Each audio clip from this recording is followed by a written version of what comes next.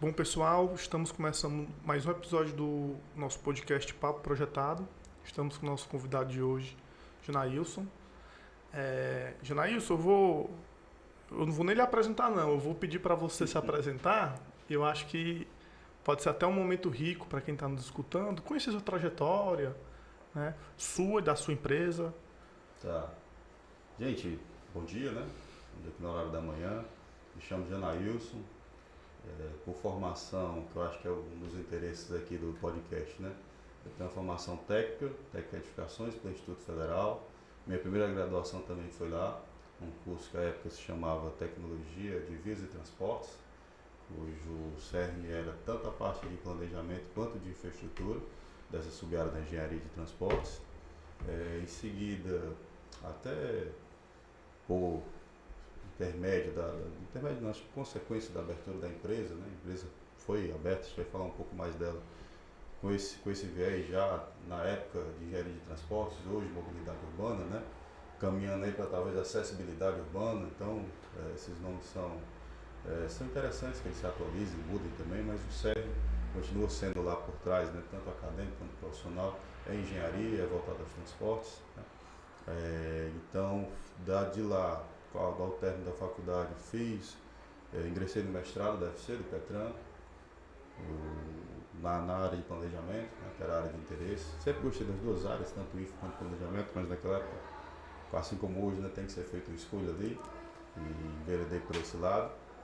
Não me distanciei da parte de infra, mas fui por essa área aí durante um bom tempo e levei a empresa comigo nessa tocada. E mais recentemente, eu acho que uns 6 anos já, concluí uma outra graduação que eu tinha vontade de fazer, principalmente pela área do urbanismo. Considero que hoje, não só como profissional, mas como empresa, o interesse que a gente tem, eu diria que é a escala das cidades, né? Então, é a nossa área e região de interesse. Não que a gente não atue em outros projetos de menor porte e tal, mas é a escala que nos interessa mais, acho que é uma das curiosidades também que vocês vão ter. E fiz arquitetura e urbanismo. Aí agora já na Estácio, precisava que fosse um curso noturno, pelas questões profissionais já, e na época achei interessante a ementa, a grade que tinha lá, e concluí esse curso, acho que já tenho 6 anos. E aí de lá para cá, acho que um foco mais relacionado na empresa, participando de alguns eventos, congressos e tal. Tenho vontade ainda de algum momento aí parar, respirar, depois dos filhos, né, que agora tem 2 aí, que acho que é o principal ensinamento da vida, de repente ingressar em um novo estágio aí, fazer um doutorado, alguma outra coisa nesse sentido, agora já voltado para políticas públicas, algo mais generalista, que é algo do meu interesse hoje. Então, resumidamente, a vida acadêmica aí é isso. Excelente. Assim, a gente pode perceber que em nenhum momento você decidiu assim, não, terminei de estudar, agora vou trabalhar. Não, eu acho que é sempre um processo contínuo, né? De atualização, Sim. junto ali da empresa. Isso é difícil. Não dá para dizer que é algo fácil, porque é uma escolha sua, e essa escolha, como tudo na vida, tem resultados, alguns positivos, outros a curto prazo, né? Você tem algumas perguntas aí, curto, médio prazo, não. A curto prazo você tem ali uma dedicação maior, você tem uma escolha a fazer de que horas de lazer, horas de trabalho mesmo, horas de repente você poderia estar até mesmo estudando alguma outra coisa, e você vai dedicar aquele curso ali, porque assim como é hoje atualmente, apesar das tecnologias e da pandemia ter mudado um pouco desse circuito aí das questões das aulas presenciais, mas ainda é fundamental que pelo menos parte desse curso, dos cursos, né, seja efetivamente feito em sala de aula. Então, por mais que a tecnologia hoje te ajude nisso, pelo menos no começo da maioria desses cursos você tem que cumprir algumas cadeias ali. Então é uma escolha que você faz no começo, mas que no longo prazo certamente você vai ter resultados, principalmente quando você consegue atrelar isso à sua área de atuação. Então, quando é algo novo e tal, ou não, né? Aí, isso não é filosófico podcast, mas filosofia está em tudo. Às vezes, quando você quer mudar também de área, pode ser um caminho você escolher um outro curso também e enveredar por essa mudança. Perfeito, perfeito. Voltando a falar um pouco da empresa, se você puder apresentar um pouco a empresa e assim contar um pouco da história, né? Focar um pouco nos desafios que foram enfrentados aí ao longo dos anos. Pronto, posso, lógico. A empresa tem, acho que esse ano agora completa 15 anos de mercado, efetivamente, né? Os meninos até brincam lá, 16, porque saiu, foi fundado em 2007, então o ano 2007 já conta e tal, né? Parece aquela... Mas efetivamente ali contando com o tempo de existência, né? São 15 anos, agora que a empresa está completando, acho que em julho, agosto. E foi uma empresa que acho que posso dizer que mudou minha vida, né? Minha trajetória. Eu até então estava na minha primeira graduação, eu recebi um convite para participar de um projeto, assim como tantos que existem nas faculdades, né? Está surgindo um projeto, está pedindo um apoio aqui. Na época era um projeto em parceria da Prefeitura com o Instituto Federal. E o pessoal queria lá alguém que já tivesse alguma experiência e tal, que fosse da graduação. Opa, por acaso eu sou técnico de edificações, né? Usei meu primeiro crachazinho lá. Bacana, então você já lida com o projeto, já faço estágio, já tenho alguma experiência ali, então foi bacana, porque era na verdade um projeto técnico-científico. Ele tinha lá a pegada de projeto em si, tinha que sair fazendo projeto na rua mesmo, aprendendo ali, que era um apoio para a autarquia da época. E também tinha outra pegada que era científica. Era exigido que esse projeto, assim como tantos outros das universidades, né, o pessoal sabe disso, tem ali uma pegada de, tem que entregar um artigo, tem que entregar uma monografia, então.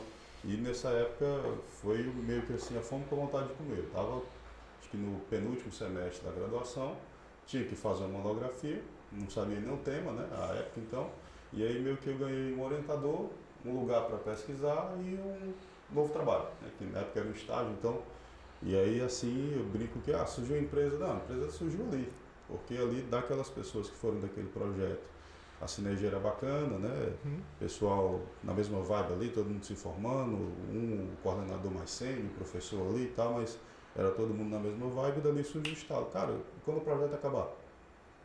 Foi 2 anos depois, bicho, vamos manter, não sei como, mas... E ali, 5 mentes ali pensaram, se organizaram, pegaram ali seus coins ali, juntaram e não, vamos alugar um espaço, vamos tentar. E aí foi isso. A gente surgiu dessa vontade aí de 5 amigos, eu diria, de empreender. Essa palavra, acho que estava até falando aqui, coordenador do espaço, né? Às vezes ela fica antiga, mas não fica velha, né? Então, é empreender. E aí... não sabia o que... Não, sabia, queria empreender na área de atuação nossa, da faculdade de engenharia. Eu costumo brincar hoje, mobilidade, tá? Mas na época, vamos fazer projeto de infraestrutura, terraplenagem, pavimentação, vamos também cuidar aqui da área de planejamento, fazer estudos técnicos, estudos na área de transporte. Então, foi meio que dessa vontade aí. E aí, foram surgindo algumas oportunidades, algumas dificuldades no caminho, mas o surgimento foi isso. Então, meu escritório foi ali, acho que do lado do Benfica. O pessoal costuma dizer que a gente gosta de shopping, né? Porque, na verdade, foi a segunda sede, né? A primeira foi lá no projeto ainda, que a gente continuou com a sala lá um tempo, depois que o projeto acabou. Depois foi para o Benfica e hoje a sede fica ali do lado da entrada do PC. Excelente. Para em esquina ali A empresa Transitar, né? Acho que a gente não... desculpa. Não citou ainda. Transitar consultoria. Perfeito.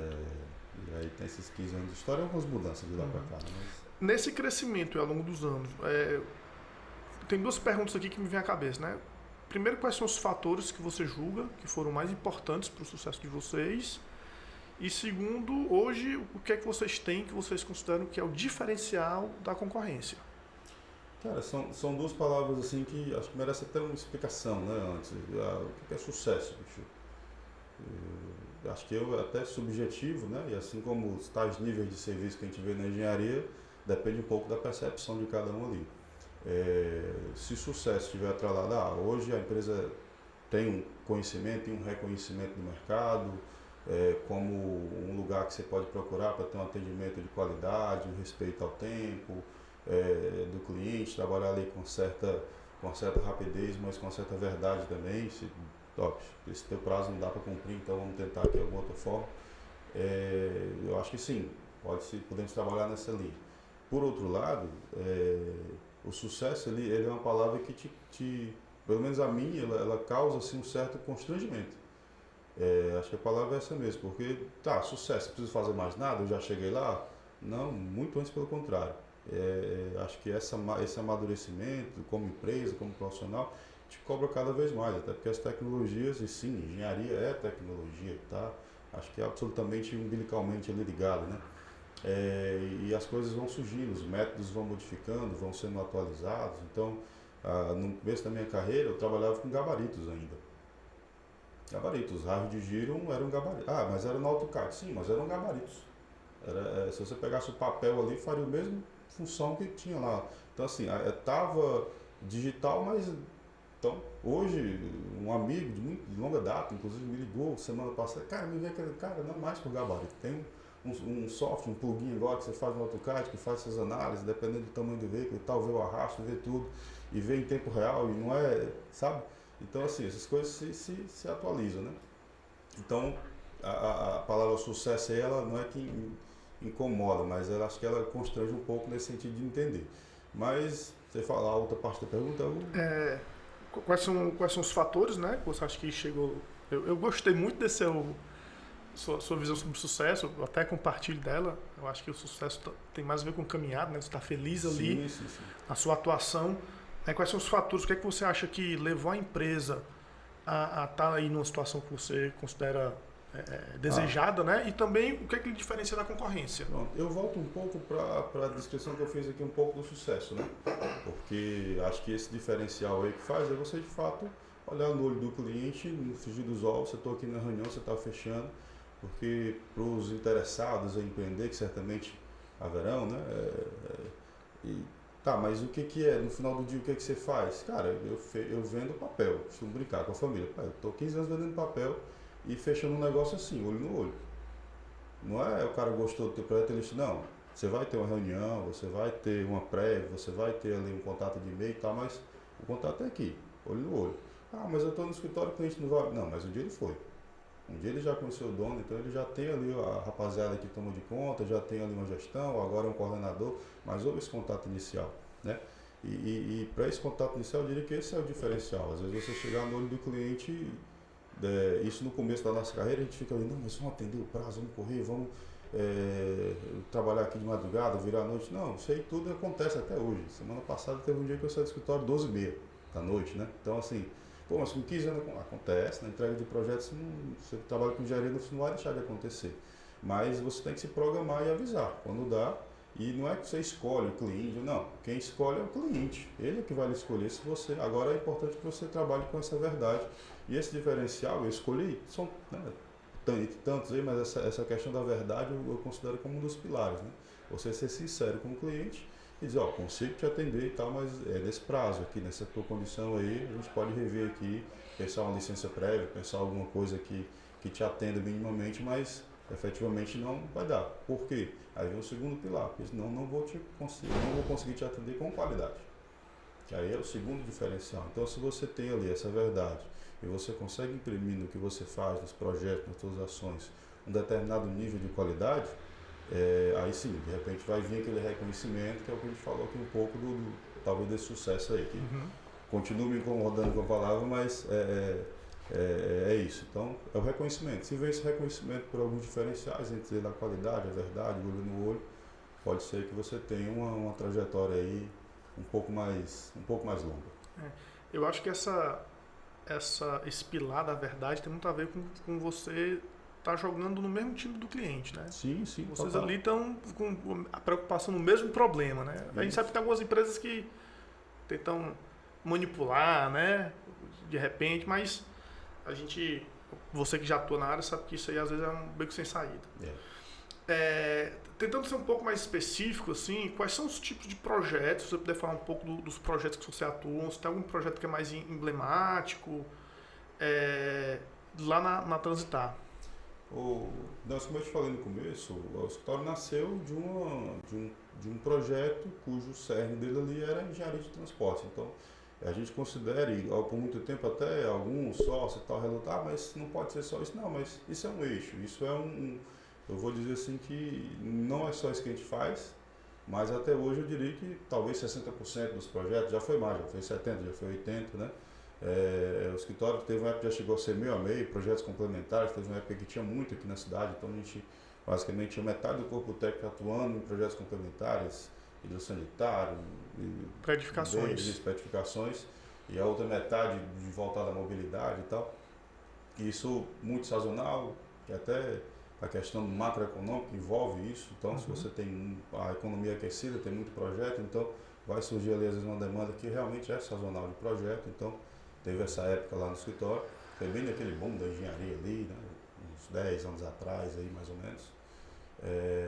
Mas hoje o escritório tem acho que eu diria que não vou dizer uma gama, mas tem uma certa liberdade dentro do que a engenharia necessita de atuação. Então, desde a parte efetivamente de tecnologia, voltada às vezes ali a algum projeto de mobilidade ou não, né?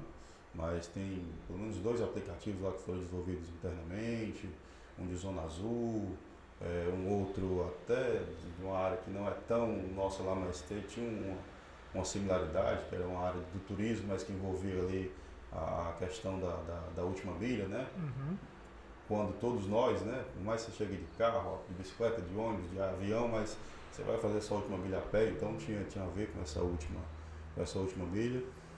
Mas também questões ambientais, questões de licenciamento, e alguns foram surgindo mesmo por demanda, assim, nem acho que, quer dizer, do mercado, talvez, porque a gente, uma vez estava numa reunião, por exemplo, pra você ter uma ideia, dos projetos, que depois a gente pode falar um pouco mais de algum outro emblemático, mas dos túneis ali do Iguatemi.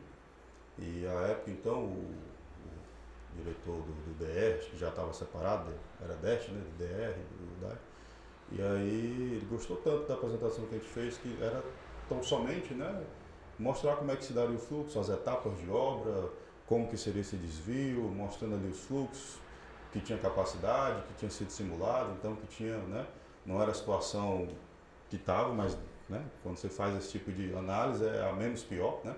Só que você não diz isso na reunião, você diz, essa aqui é a melhor situação, tendo em vista aí as impedâncias e tal. Mas ele gostou tanto que ele nos convidou para integrarmos a equipe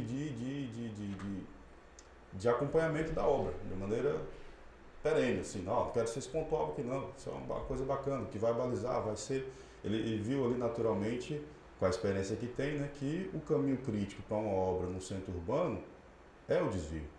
Se você não está com aquele desvio pronto, preparado para poder tirar o que a gente chama da carga viva, né, quem trabalha com eletricidade, ó, se eu consigo fazer esse bypass aqui, eu não consigo trabalhar no meu trecho de obra, então esses meninos têm que estar colados aqui. E aí a gente mandou um profissional, então, passamos a atuar numa área que não necessariamente era não vou dizer de interesse, mas o cerne daquele primeiro contrato, entendeu? E assim surgem outras oportunidades, né? Essa de licenciamento foi uma.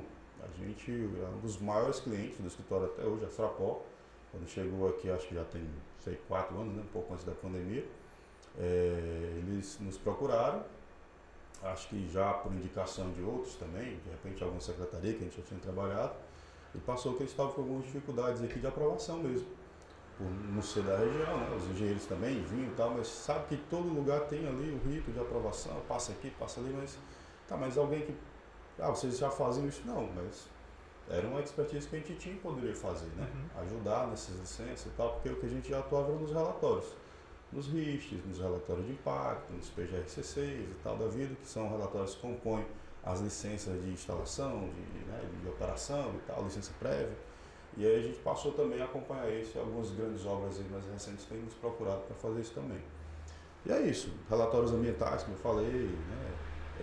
A parte de acompanhamento, urbanismo, até pela formação, né? Passamos, acho que há uns 6 anos atrás, procurar mais projetos também nesse sentido, então a busca de alguns concursos ou mesmo licitações, e tudo esse arcabouço que eu estou falando aqui, nada existiria sem você ter um escritório organizado também para tomar decisão, porque você não decide, como eu disse, entrar num projeto, é o cliente que chega até você, a não ser que você esteja participando efetivamente de um concurso, aí você escolhe participar ou não, né, do concurso, que aí depois pode virar uma contratação, mas em termos de área de atuação é isso, aumentamos o escopo da engenharia, projetos complementares, projetos de arquitetura mesmo, né? Projetos urbanísticos, enfim, que mexem com o tecido aí urbano da cidade, e é isso. Então, perfeito. Em Minas Gerais. E assim, para os próximos anos, você consegue visualizar aí alguma área que vai voltar a aquecer com mais força? Tem alguma tendência aí, alguma expectativa de tendência no mercado? Em termos de tendência, Nelson, assim, eu deixo um pouco mais aí para os nossos amigos economistas e tal, mas eu sempre gosto de ficar muito ligado nisso, né? Porque essa área da engenharia e da arquitetura disse aqui antes e repito, quando a macroeconomia ali vem, o crescimento acontece e os investidores ficam empolgados ali. Quem tiver curiosidade de ler um pouquinho disso, acho que vale a pena para a sua vida profissional, às vezes até escolha de carreira mesmo, porque isso às vezes baliza ali o crescimento de um país, em 5 anos, uma década, pode te balizar até na escolha não só da sua profissão, mas da área de atuação dentro dessa profissão, né? Então, assim, a área de projetos, cara, ela acho que sofreu um baque muito grande nos últimos anos, sabe? Que essa diversificação também lá dentro do escritório não foi à toa. Nós fomos também tangidos, né, para ver outras opções, né, e que outras áreas de atuações ali dentro do mercado a gente poderia fazer. Então, assim, essa área de projetos eu tenho esperança de que ela volte, na verdade, né, mas a gente não pode trabalhar só com esperança, né. Então, eu acredito que hoje os mercados têm cada vez mais buscado ali os clientes aquela que eles não sabem nem descrever, mas é a busca ali pelo fazer o mais com menos, né? Como é que eu consigo ter esse recurso, fazer tal projeto? Então, às vezes o teto está ali limitado e você tem que buscar ali a palavrinha também que já está ficando aí antiga, né? Mas não velha, que é a inovação. E às vezes a inovação, acabei de aprender aqui também, viu? 5 minutinhos aqui no Foyer, ela é muito mais às vezes um processo do que um projeto, né? Uhum. Então, é um processo, tem que buscar isso continuamente e às vezes até mesmo dentro de um projeto, buscar processos inovadores. E aí a gente começa a falar de muitas questões desse futuro próximo aí, como questões ambientais, eu acho que é muito promissor você trabalhar aí essas questões de economia verde, né, do próprio hidrogênio verde, como é que se dá. Acho que aqui localmente a gente tem um porto em franca expansão, que é o PECEM, então muitas oportunidades ali.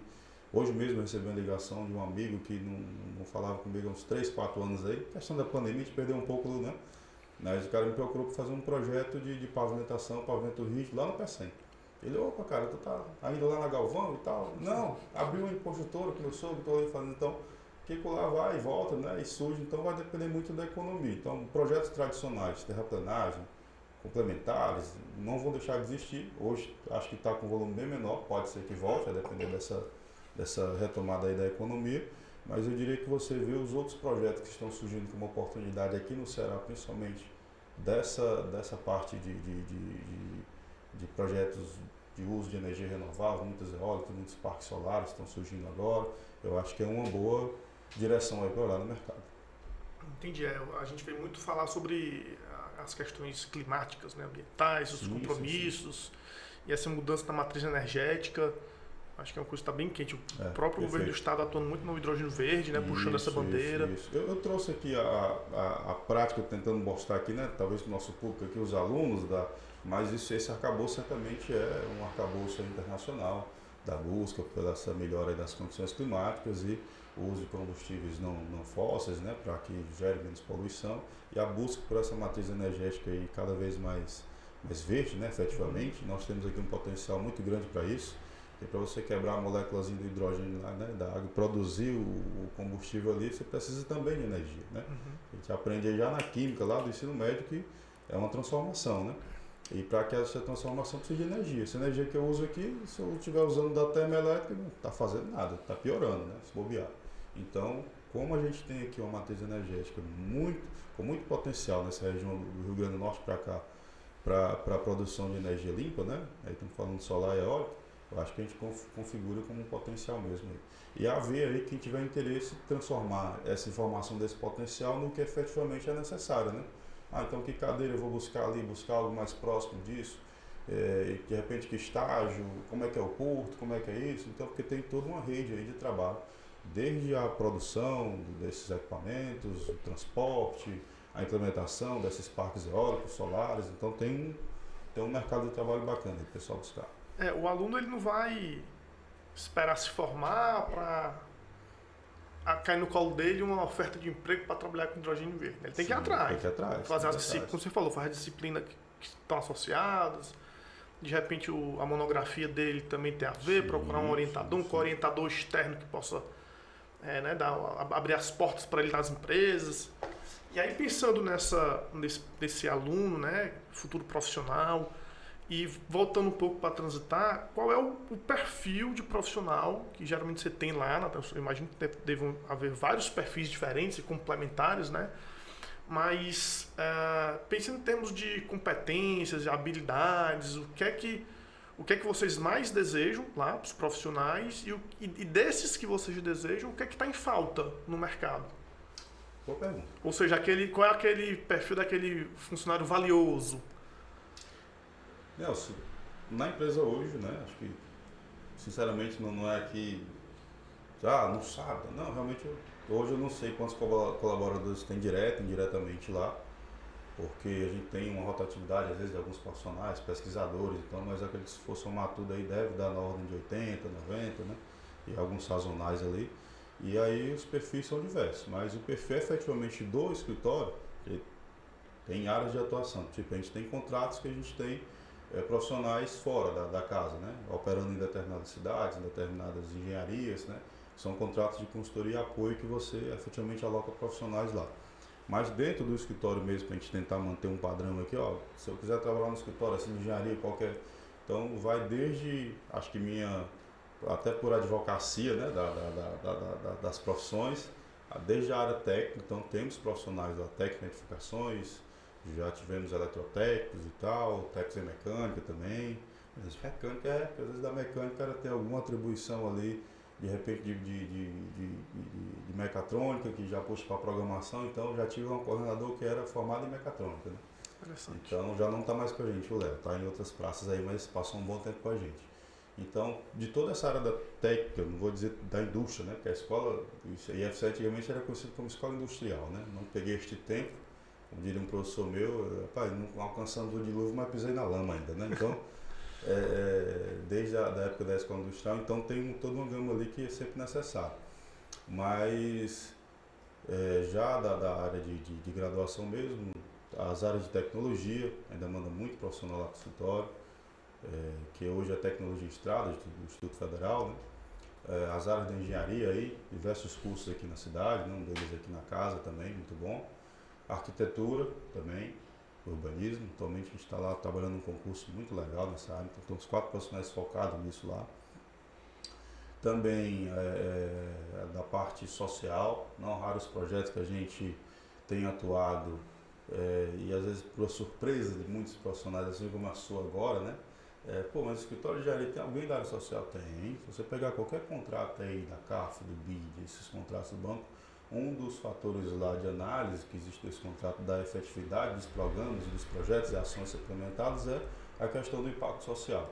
Então você ter alguém dentro do escritório que possa também, não é, como você bem falou, não é figurativo não, mas é esse mesmo, esse método, então vamos aqui, vamos ajudar, vamos medir, vamos propor, porque acho que em escala de projeto, que eu costumo falar lá, a gente realmente nasceu trabalhando na execução da execução de um projeto. E enquanto a empresa, se ela não evolui para, de repente, participar das etapas anteriores que tiveram ali para que aquele projeto chegasse a acontecer, eu acho que essa é a evolução, né? Então, de novo, acho que a palavrinha lá que você usou, eu diria que evolução sim. Aí, para mim, me traduz muito essa evolução, trabalhar nessas diferentes escalas do nascimento desse projeto.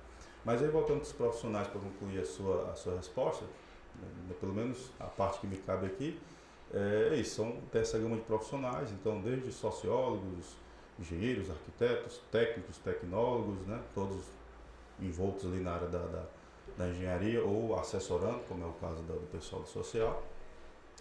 E os profissionais que a gente precisa hoje, o perfil, cara, de todas essas áreas, lógico, como eu lembro disso, a gente já usa, vai continuar precisando, né, trabalhar com esses profissionais, mas dentro das competências aí, eu diria que hoje não dá para você chegar no mercado de maneira mais analógica.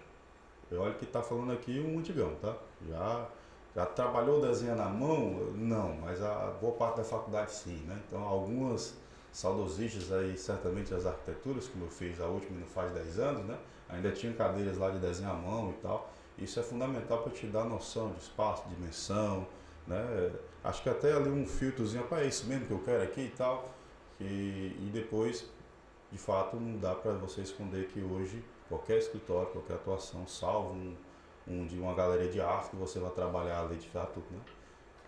Manuseando, desenhando, mas você tem que fazer uso das ferramentas de apoio dos profissionais, tá? Então, não dá para você chegar no escritório ou procurar uma área de atuação dessa se você não tiver o domínio ali de algumas ferramentas. E, para surpresa de muitos, não só a ferramenta principal de trabalho, né? Não é só o AutoCAD, não é só as ferramentas BIM. A gente está falando aqui que é bom, é recomendável que você domine ali com uma certa proficiência um bom PowerPoint, um bom desenvolvedor ali de apresentações, porque enquanto engenheiro consultivo, o produto que você entrega, não raro, você entrega um projeto, um relatório técnico e uma apresentação. E todos os profissionais do escritório, é interessante que ele domine essas competências, dessas áreas aí. Então, todos os softwares que estão atrelados ali a cada uma dessas três que eu citei, é interessante que você tenha uma certa proficiência nos mesmos, né? Vamos fazer as propagandas aqui, mas o pessoal já está estudando na academia vai ter noção aí, que aqui é o BIM, aqui eu vou ter que dominar, que aí é o básico, né? A nossa língua vernácula aqui para poder escrever um relatório bacana, vou ter que ter o domínio de alguma ferramenta ali de apresentação para poder fazer algo que seja bacana e apresentável, então tem tudo isso.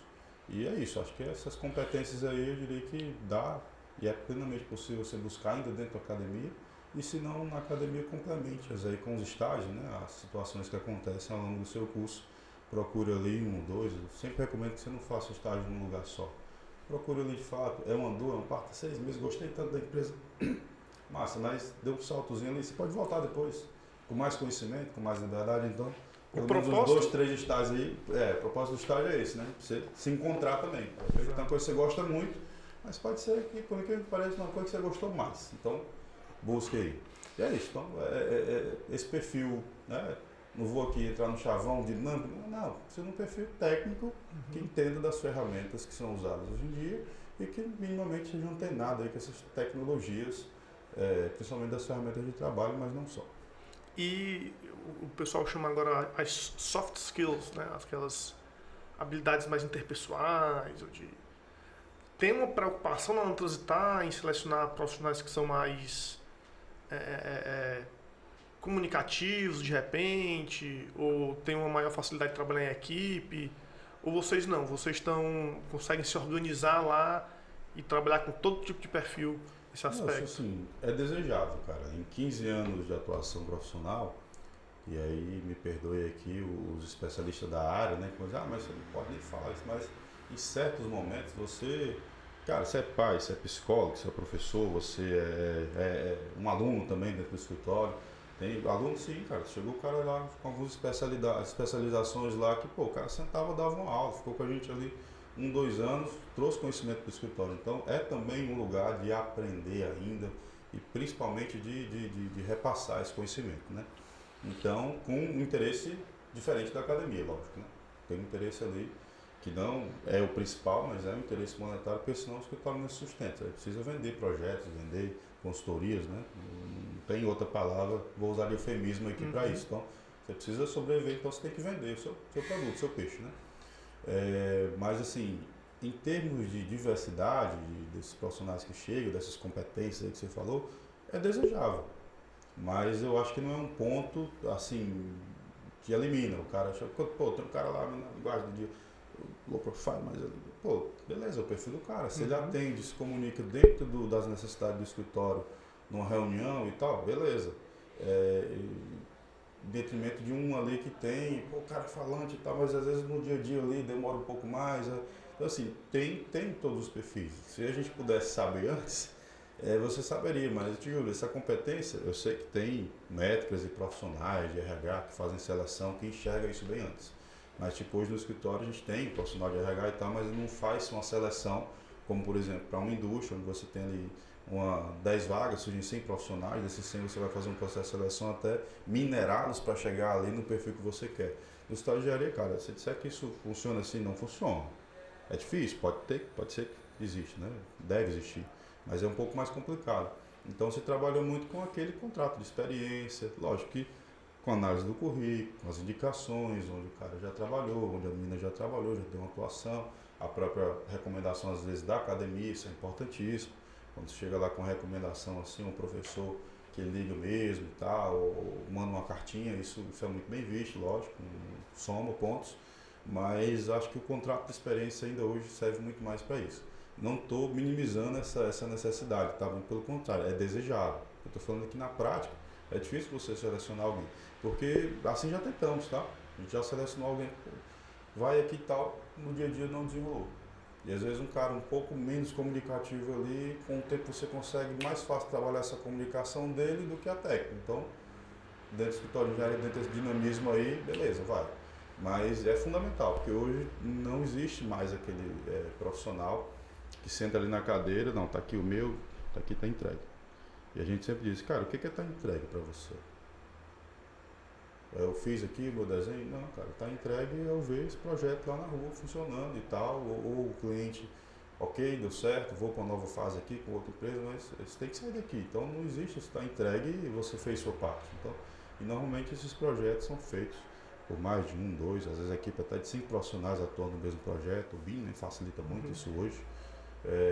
Mas é isso, então é desejável, mas na prática mesmo da contratação, às vezes é difícil você fazer esse filtro. Eu tive uma experiência profissional em engenharia também e tinha muito esse pensamento em que o papel de viabilizar essa integração é do líder, né? É do gestor. Então o gestor está ali para conseguir colocar as engrenagens para trabalhar junto. Tirar né? o melhor, vai ter tirar o melhor de cada um e às vezes apresentar o melhor de cada um, porque às vezes o cara não sabe o que é o melhor dele.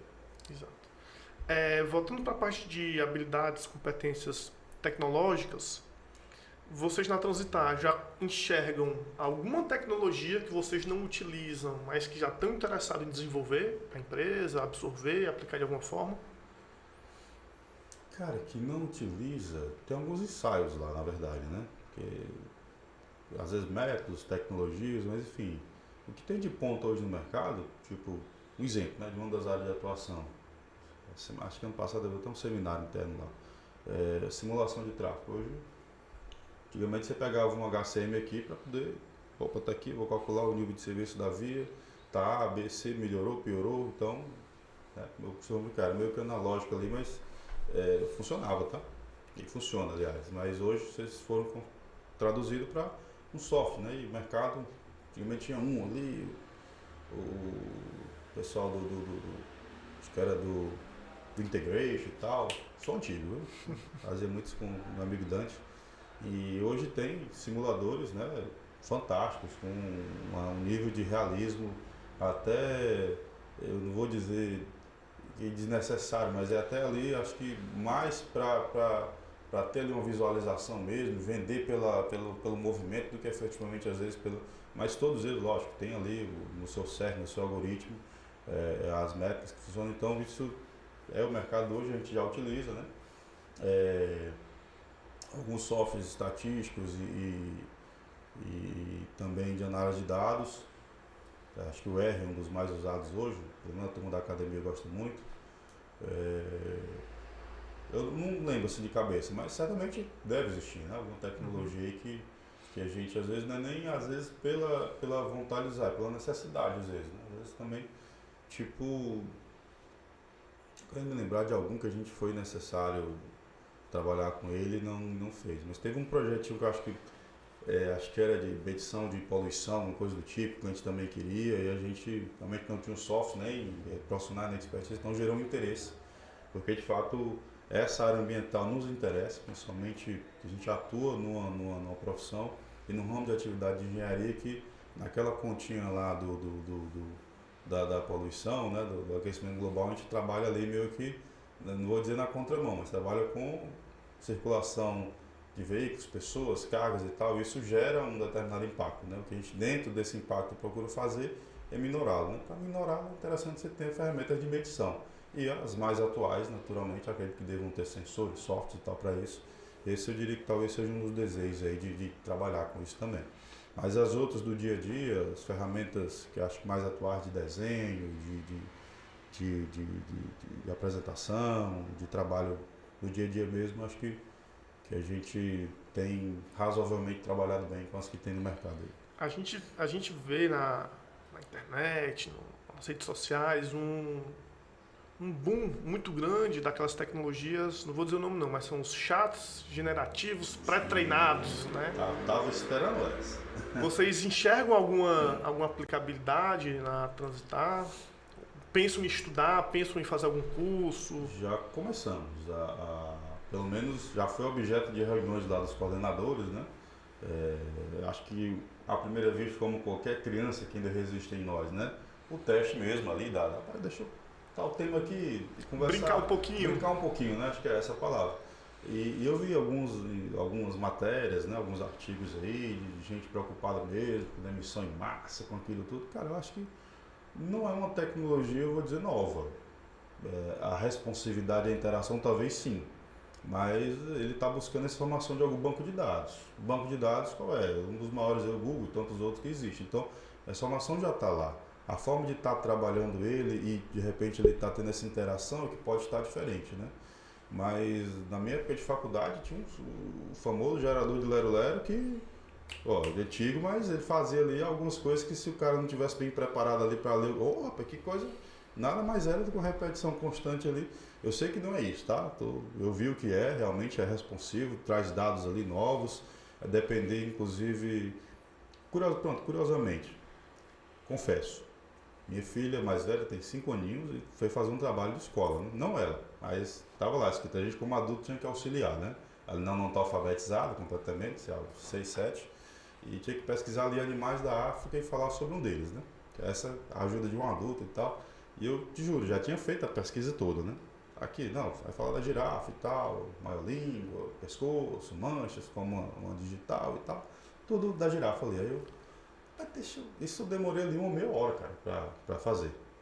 E aí, cara, faça uns segundos, tava lá, as informações que eu tinha minerado aqui com fotos e tudo, cara, ele me deu.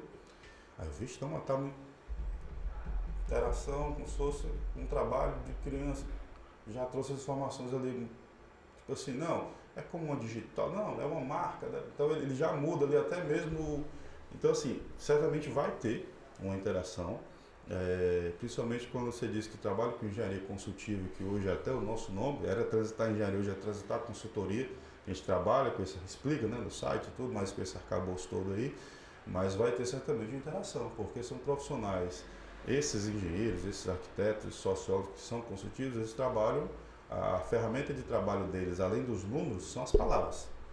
Então as palavras, dentro do relatório, coerência e tal, eu acho que pode vir ajudar, não vai substituir um profissional, né? Como, por exemplo, a gente passa por alguns perrengues aí, eu acredito que a mídia tradicional, impressa, televisiva, né, tem passado por algumas questões aí, quando se trata de fake news, produção de conteúdo, YouTube e tal, que eu acho que, eu diria que pode ser mais diretamente afetada, mas eu acho que a gente não vai estar salvo disso, mas eu acredito que dá para usar a ferramenta para um lado benéfico, eu diria assim. Entendi.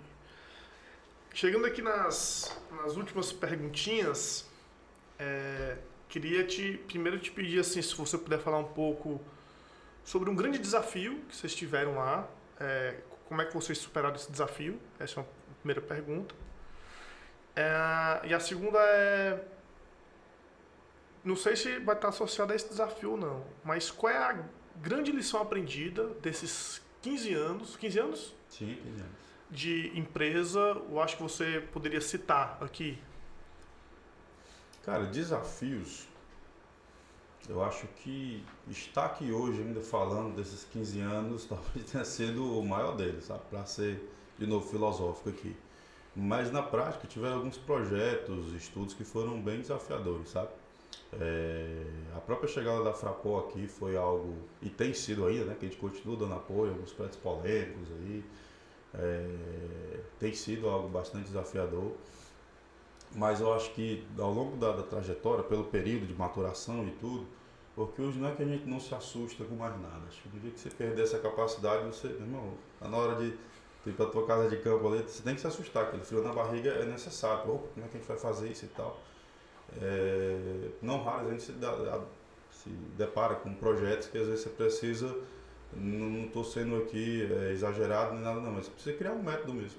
Tá, de que maneira melhor? Então, é uma das nossas raízes também assim que a gente tem até hoje, até por eu ter passado lá pelo DET, é sempre buscar alunos ali, porque não raro, o cara vai ter um método, às vezes não é que a gente contrata pensando que o cara vai, não, mas pô, esse cara já está estudando essa área de interesse, a gente tem um projeto aqui, às vezes no planejamento estratégico da empresa, que daqui a 2, 3 anos a gente vai estar trabalhando com isso, né? E isso aconteceu já 2, 3 vezes aí ao longo da trajetória. Mas tiveram-se alguns projetos desafiadores. Um desses, para ficar aqui nesse nicho, foi isso. A gente sabia que dentro em breve aí, imagina, 5 anos atrás, o sistema de vídeo monitoramento iam estar sendo cobrados para produzir dados, que não só dados de contagem. E aí, imagina, a gente queria fazer, a gente já tinha uma certa expertise, a empresa sempre fez contagem, sempre fez pesquisas nessa área, mas como é que a gente busca automatizar isso? E a gente via muito software gringo, né, pegando lá, quadradinho, contando a pessoa, contando o carro e tal. Pô, cara, isso tem uma aplicabilidade muito massa. Hoje você, às vezes, colocar um pesquisador na rua, não é que é caro do ponto de vista de contratar a pessoa, mas às vezes até um risco de acidente, o risco mesmo da segurança pública e tal. E o risco também técnico, às vezes aquele dado ali não é tão fidedigno, tem ali uma margem e tal. Então tinha algum espaço aí para incremento dessa tecnologia. A gente queria isso sem ter nenhum vislumbre de contrato. Porque, cara, que bom que você pudesse colocar uma câmera e tal. E aí começou a fazer, vamos fazer alguns testes aqui, filma aqui, faz a contagem aqui no computador e vamos procurar alguém para de repente. A gente viu lá na época, na graduação, que um menino que tinha estudado isso no projeto de graduação dele, chamou e tal, isso depois de 2, 3 anos, aqui é o segredo da coisa, né? Não vou, segredo industrial, mas a gente conseguiu sim desenvolver algumas aplicações aí práticas para identificação por exemplo, o cometimento de infrações, ou mesmo identificar ali se tem um veículo parado há mais tempo determinado, gerar um alerta, ou uma infração mesmo que está sendo cometida, gerar um alerta, isso tudo automático no meio do vídeo. Então foi um desafio que a gente meio que se lançou lá atrás e correu atrás, como tantos outros que houveram aí, tá? Isso acho que diria no campo mais aí do planejamento. Em termos de projeto, para ser que alguém se interesse, né? Eu acho que os projetos de implantação das obras aqui da cidade da Copa do Mundo de 2014 foi um grande desafio, porque as obras estavam atrasadas, a gente foi convidado também a participar do planejamento executivo delas, né? Ou seja, trabalhando ali nos processos de desvio e tal, e aí era muito coisa toque de caixa, o prazo era curtíssimo e tal, teve uma gerência muito boa na época do então gestor, e acho que em termos de projeto, acho que pelo tempo, né, que tinha, foi um dos maiores desafios nossos. Mas existiam tantos outros projetos aí muito bacanas. Recentemente, acho que o CISP, o projeto executivo lá é nosso. Essa própria interação com os projetos lá da Frapó também, que a gente acabou que deu uns pitacos lá também, nessa nossa nova área de projeto que foi feito lá. E é isso, acho que vou lembrar de cabeça que a gente sai puxando pelo fio da meada, né? Mas tiveram alguns desafios e foi bacana. Você hoje está falando, tipo, como é que vocês conseguiram transpor? Foi isso, é buscar o especialista na área, às vezes o aluno, às vezes o cara que já é especialista, chamar aqui uma empresa que já faça, de repente, algo parecido para fazer uma parceria e daqui a pouco vocês montam uma coisa nova e tá aqui, estou com a solução. Acho que se aproveitar dessa rede de contatos, né? Não, fundamental. A rede de contatos, muito boa. Então, o que me chamou aqui hoje, né, o Franco, já é um parceiro aí de longa data também, professor Franco, e essa rede de parceiros, às vezes, e é uma via de mão dupla, tá? Às vezes, alguém procura a universidade para fazer tal coisa, você indica a empresa, às vezes a empresa está precisando de profissionais, vai lá na universidade, não raro, o Franco manda, cara, tá aqui, ó, essa pessoa tem um aluno assim, se tiver uma vaga, então, e a gente guarda mesmo, tá? Eu faço questão, às vezes, de eu mesmo responder, às vezes, até interações no Facebook. Ainda tem, tá? Tá ativo ainda. E eu coloco, tal. Cara, não tem agora, mas fica atento, que normalmente a gente publica lá no Instagram, então aparece lá a vaga, você tenta concorrer e tal. Mas a gente recebe muita indicação também da academia e a gente gosta, porque às vezes determinado projeto você consegue colocar o profissional lá dentro e ter um tempo de maturação para que ele fique num estágio bacana. E outros projetos não, você já precisa, ganhamos uma licitação, tem que começar daqui a 3 meses, eu não posso treinar alguém, não, preciso que alguém chegue aqui mais ou menos pronto, que já tenha tal competência aqui, que já tenha, pode vir recém da academia, mas que já tenha versado ali, que tenha competência em determinado projeto, mexa em tal software para poder começar. Perfeito. Bom, acho que é isso que a gente tinha para conversar hoje. Queria agradecer a disponibilidade e a franqueza. Eu sei que não é fácil, quer dizer, para você até seja um pouco mais fácil, mas para os empresários não é muito fácil abrir, né, informações da empresa assim, de maneira tão pública. E por último aqui, eu queria saber se poderia deixar algum recado para os nossos alunos, alguma dica para aqueles que querem tanto empreender na área na engenharia como um todo, né? mas também para aqueles que querem se empregar nessa área de infraestrutura. Sara, que está começando aí e de fato queiram enveredar por essa área, né? Ou como profissionais atuando nas empresas que já existem no mercado, ou mesmo empreendendo, eu vou dar a primeira dica para quem quer empreender. Tenha calma. E busque estágios, busque trabalhar mesmo. Acho que não estou pedindo para você desistir do teu sonho, estou pedindo para você de repente agora adiar um pouco, porque você no mercado vai aprender outras competências na prática mesmo, reforçar algumas que você já aprendeu na academia, que vão te ajudar quando você for para esse desafio de empreender. Se você já for por uma questão de obrigação, então aí o recado é estude. Estude porque você acha que não vai, mas você vai ter que estudar o mercado, vai ter que estudar os métodos, vai ter que estudar formas de fazer ou de conquistar mesmo o cliente, e você vai ter outras competências que você não teve nem tempo, nem oportunidade de aprender na academia. Se você vai empreender, você vai ter que saber administrar. Saber administrar vai envolver uma série de coisas ali que não só o que a gente falou aqui hoje, lidar com pessoas, mas vai envolver impostos, vai envolver contabilidade, vai envolver financeiro, vai envolver contrato, vai envolver jurídico. Então assim, acho que um podcast só para isso, mas eu diria que para quem quer empreender, um pouquinho de paciência, estude um pouco mais, vá ali fazer alguns estágios, trabalhar mesmo em algumas empresas, ver se aquele caminho ali busca e tal, não descarte seu sonho, mas adie um pouquinho para você poder estudar. E nada melhor do que estudar nesse campo da engenharia na prática, né? Então é bacana que você procure. Para você que quer atuar na área, é mais ou menos o que a gente falou aqui hoje, ao longo desse papo. Veja quais são os softwares que essas empresas usam, procure usá-los mesmo antes. A maioria, se não todas dessas grandes empresas, corporações que são detentores do direito de software, eles têm licença para estudante. Então, acho que a principal delas aí, que acho que é o básico, hoje é o ABC, na Autodesk, você se inscreve lá com a sua matrículazinha, eles vão verificar com a declaração se você consegue um software para estar em casa estudando ele, aprendendo ali a projetar, estude os tutoriais, tudo que tem a ver, e se prepare e estude a área de atuação que você quer e busque ali informações da empresa, acompanhe as redes sociais, acompanhe as oportunidades que aparecem. Uma grande dica de fato para tanto engenharia como arquitetura, os concursos são, acho que diriam, grandes oportunidades de você já se juntar ali com a turma do último semestre. Pô, complicado, acabou o semestre, se junta, você vai ter tempo e tal. Participe de um concurso, você não vai entrar lá para ganhar não, você vai ganhar experiência. Talvez não prêmio, mas experiência também você vai ganhar. Né? E aí já é um grande laboratório, uma grande oportunidade. Né? E aí, mas será que isso conta? De repente eu chegar e colocar no meu currículo? Conta sim, conta porque já vai ter tido uma percepção de você trabalhando no concurso, você gastou horas num projeto com outras pessoas, já se entregou, né? Você entregou, você chegou lá, não é só algo da cadeira ali que você entregou porque era obrigado, você não estava formado, mas você foi ali, buscou algo novo. Então é isso, busque as ferramentas, busque as competências, busque informações e estudem, basicamente isso. Perfeito. Então, Jonailson, muito obrigado mais uma vez.